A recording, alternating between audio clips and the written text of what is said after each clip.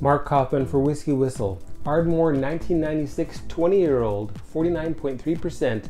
This one is ex-Islay and first fill bourbon casks. How is it? And should you be looking out for a bottle of this? Stay tuned for the Ardmore 1996 Whiskey Whistle.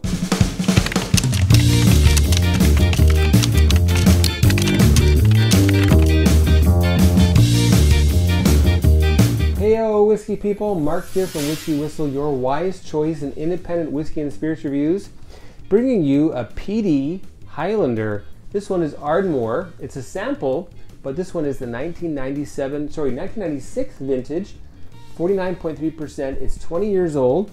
This comes from a patron supporter known as Dominic, and his handle is Resident Evil on YouTube, so you can look for him. Get a glass here.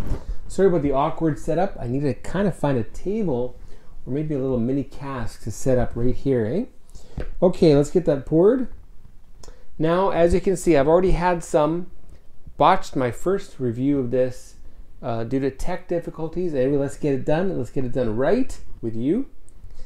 Okay, here we go. Again, thank you, Dominic, for these gorgeous samples. This is the last one. What a nice bright lemony color that is. Set that over there. Okay, now before we start, have you subscribed? Why not click that button right there? Click the notifications bell, get the whiskey whistles, and if you'd like to do more than that, you can check me out on Patreon, become a patron, influence me, and there's a whole bunch of different types of benefits for you. 3 different tiers. I've called those 100 proof, 110 proof, and also cask strength. That's the highest tier. Check out those benefits. All right, now we're going to look at the color of the whiskey, then the legs. After that, we'll check out the nose, the palate, and the finish. And finally, give it a Whiskey Whistle whiskey score and tell you if this is something that you should be looking out for, all right? Okay, the color of the whiskey. Here we are. What do you see there for color as Rocky walks by? A nice light amber, isn't it? And pretty sure that's natural. Definitely a very light color. And if they were to put that out with color in it, well, they may as well make it a bit darker, right? Especially being 20 years old. Let's have a look at the legs now.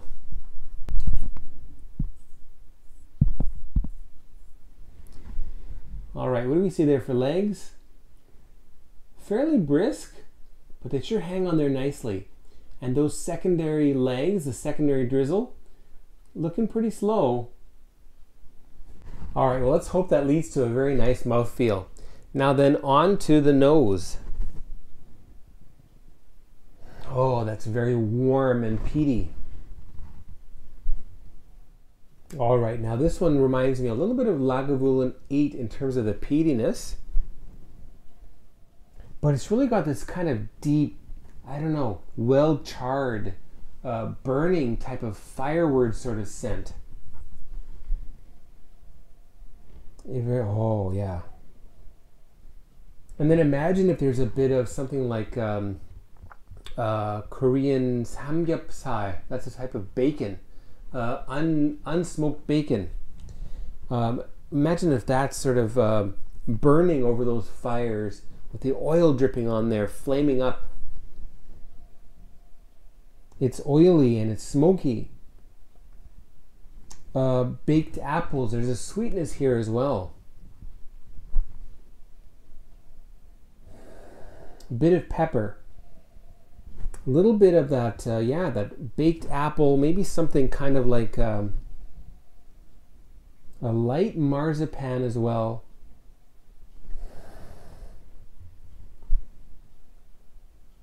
Oh, that is really, really, really, boom, what a big nose this has.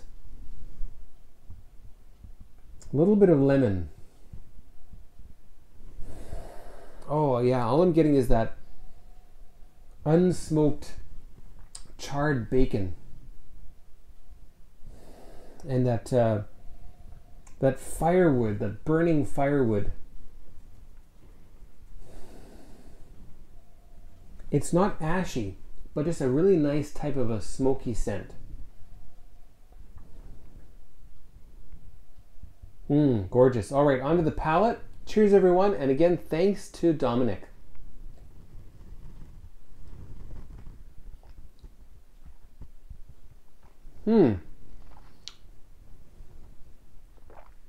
Chimney.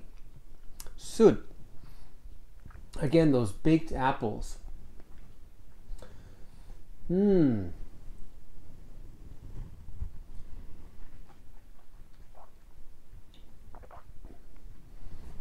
Now that well-aged peaty whiskey is bringing in something kind of like, something that reminds me of the Laphroaig 15 that I tried and reviewed way back when.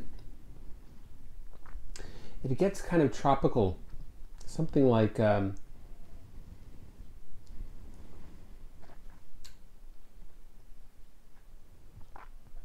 dried mangoes, dried papaya. Now I have to admit that dried papaya, that's kind of a weird flavor, isn't it? Fresh papaya is luscious, fleshy and sweet, a little bit savory. But the dried ones, they're sort of, it's kind of like chewing on sweet potato type of a flavor. All right, anyway.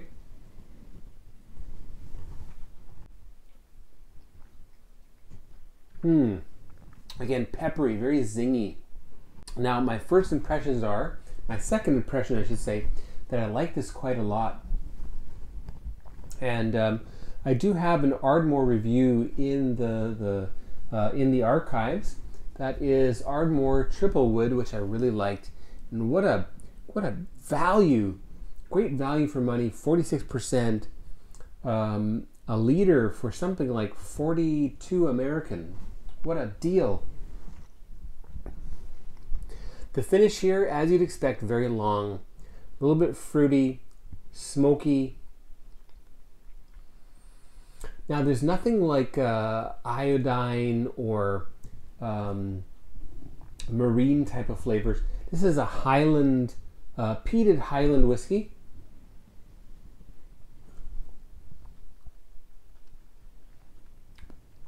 So a little bit more earthy.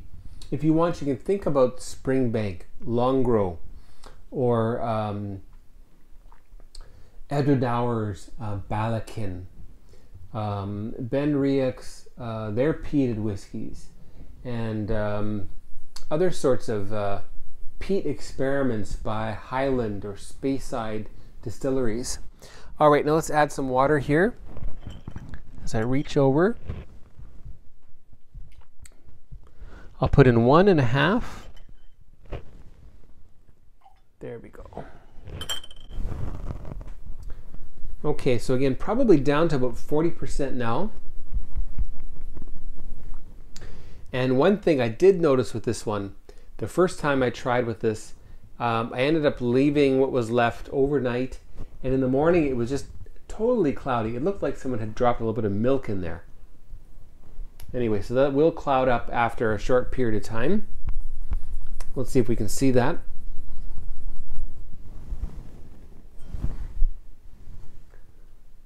Yeah, there's a little hint of haze beginning there. And still a little bit clear.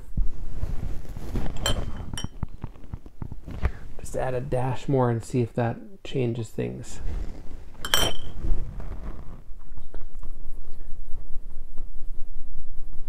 And again, that's a way to tell if something is unchill filtered. This one most certainly is, and it says so on the label. Yeah, just a hint of haze started there. So if I left that for an hour, I would come back and it'd be completely opaque. All right, on to the palate with water. Sorry, the nose, onto the nose with water. Oh, much more toned down. The peat is much milder. Now there's a jamminess to it. Apricot jam. The cinnamon is coming out. there's still that marzipan and apple there.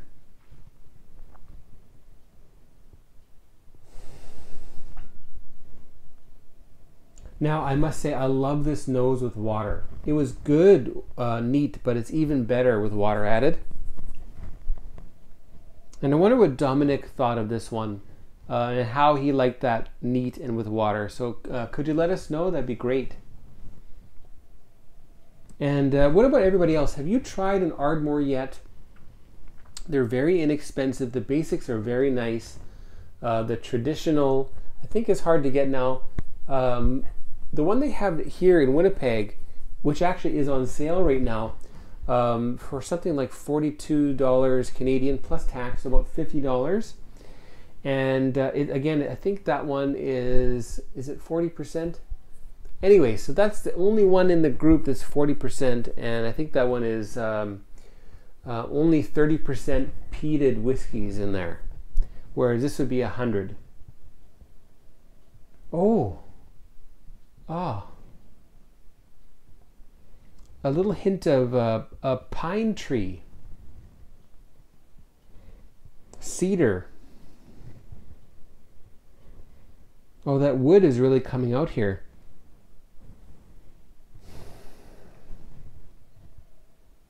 Oh, that's nice. All right, onto the palate. Cheers, everybody. Thanks again, Dominic.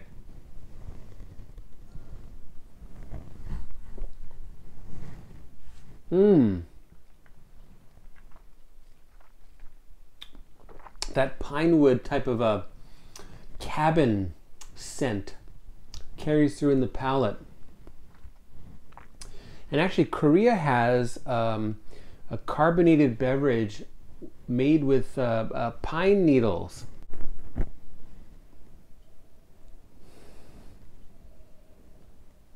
Oh, what an interesting scent. And I'll tell you a funny story about pine trees. So I'm a little kid, probably about 4 years old, and I'm at Lake of the Woods, which is in Ontario. And we're at my uncle, actually a close friend of the family, but I call him uncle. We're at my uncle's cabin. Pine trees everywhere. We had to fell some trees to make room to build the cabin. And anyway, there was this sort of mid-sized pine tree just standing straight up on the lawn, in the front lawn, which is lakeside at Lake of the Woods.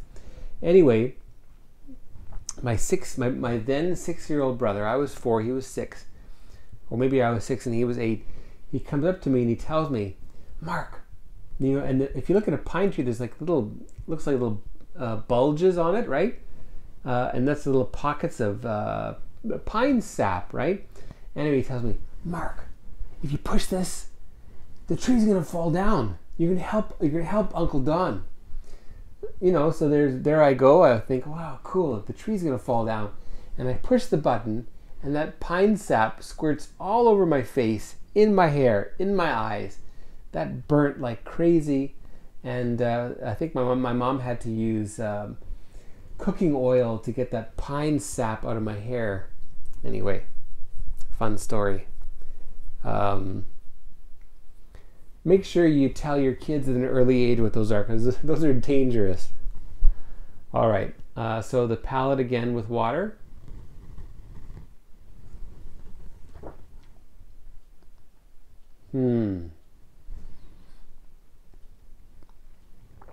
Dominated by wood. A little bit of that tropical fruitiness. That dried papaya. I'm really getting that here.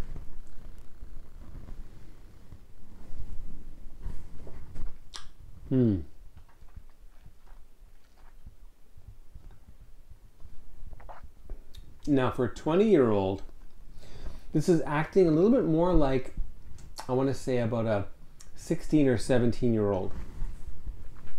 And that's probably due to the casking, ex-bourbon. It might have been second fill or a combination. The ex-Islay then would be something like first fill bourbon or second fill bourbon, because that's used a lot in Islay. and then mature your Islay peaty whiskey, probably 10 to 16 years, and then it comes to Ardmore. So the wood effect will be minimal, and that kind of tells you about the color of this, and it'll leave the peat to really show itself. And I think that's what we're getting here. And I would like to guess that this is probably a Laphroaig cask. And of course, there's a couple of reasons I think so. One reason being that they're part of the same company. So Laphroaig is owned by Suntory, Beam Suntory, and Ardmore, which is also owned by Suntory. So they're all part of this big happy family. Anyway, so that's probably Laphroaig casks, and that's probably what's giving it that little bit of a sooty chimney type of, as I look at my chimney here, chimney type of a nose, and slightly bonfire, that firewood, burning firewood type of a scent that you get here. Anyway, interesting combination, but again, it comes off slightly young.